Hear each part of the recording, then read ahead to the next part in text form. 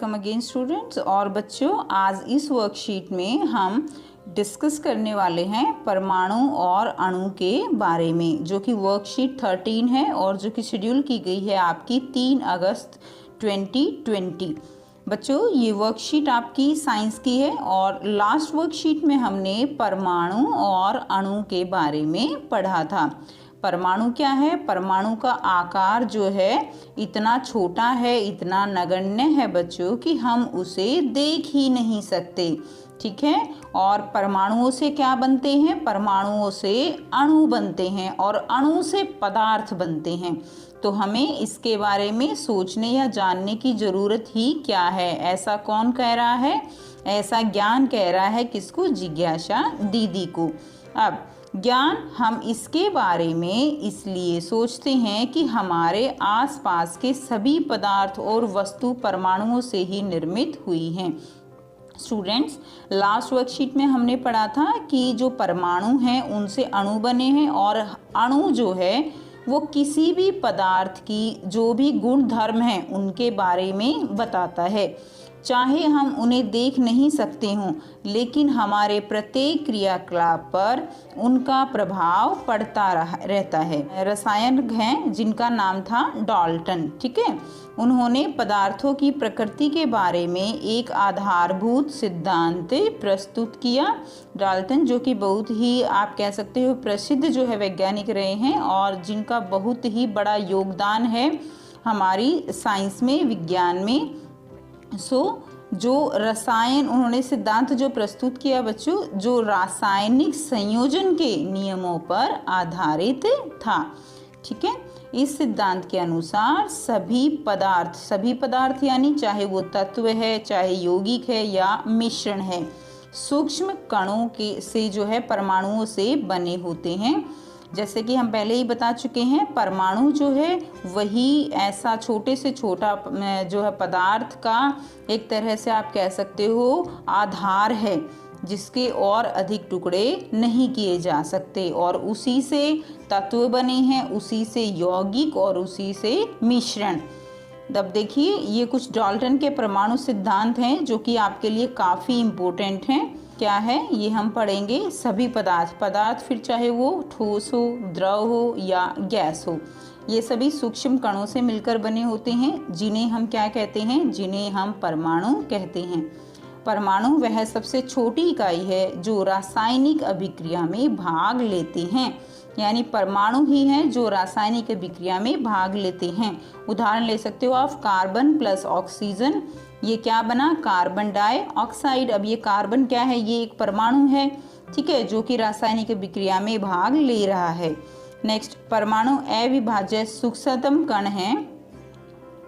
Next, परमाणु अविभाज्य सूक्ष्मतम कण हैं जो कि किसी रासायनिक अभिक्रिया में न तो बनते हैं और न ही उनका विनाश होता है, यानी परमाणु को ना तो बनाया जा सकता है और ना ही उनका विनाश किया जा सकता है।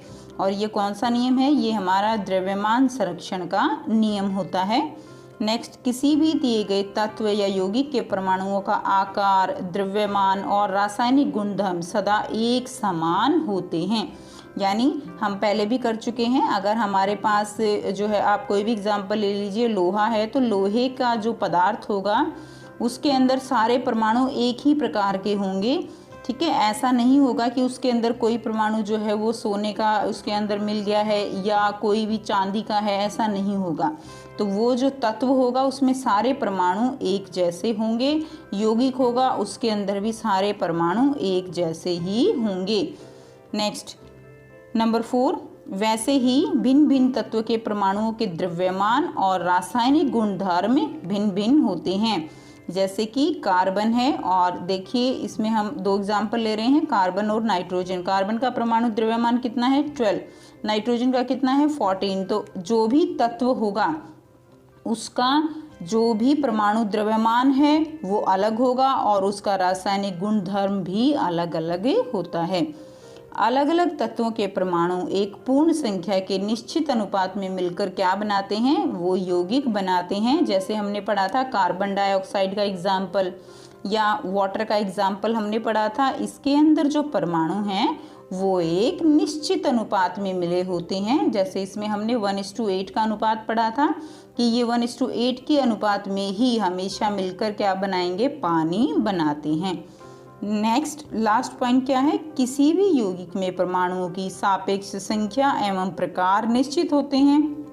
काफ़ी सिंपल है बच्चों आपके लिए कि कोई भी अगर यौगिक है, जैसे कार्बन डाइऑक्साइड है, इसके अंदर परमाणु कार्बन का एक ही होगा और ऑक्सीजन के 2 परमाणु होंगे। अगर इनकी अनुपात चेंज होता है तो ये कार्बन डाइऑक्साइड ही नहीं रहेगा। फॉर एग्जाम्पल अगर आप H2O, ये क्या है, पानी, अब अगर आप इसके परमाणुओं की जो संख्या है उसको बदल दोगे, मान लीजिए आपने ऑक्सीजन 2 कर दिए, अब क्या हुआ, ये हाइड्रोजन पेरोक्साइड बन गया और ये पानी है। इन दोनों के जो गुण धर्म हैं वो एक दूसरे से बिल्कुल अलग हैं।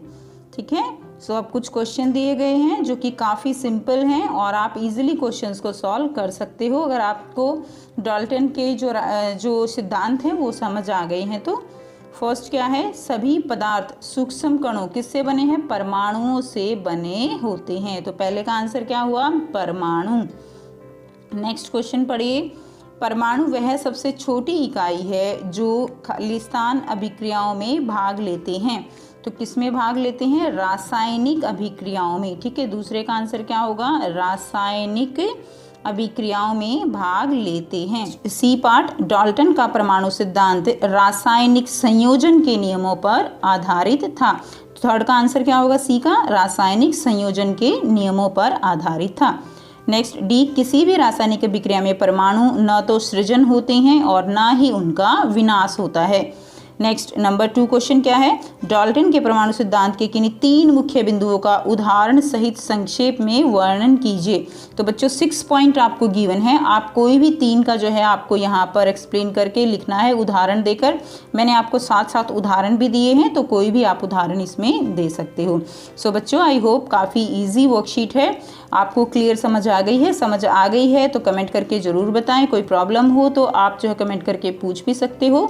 और अगर अभी तक चैनल को सब्सक्राइब नहीं किया है तो जल्दी से चैनल को सब्सक्राइब कर लो, बेल आइकन भी प्रेस कर लो ताकि आने वाली हर वर्कशीट या जो कोई भी वीडियो है उसकी नोटिफिकेशन बच्चों आपको मिलती रहे। So thanks for watching.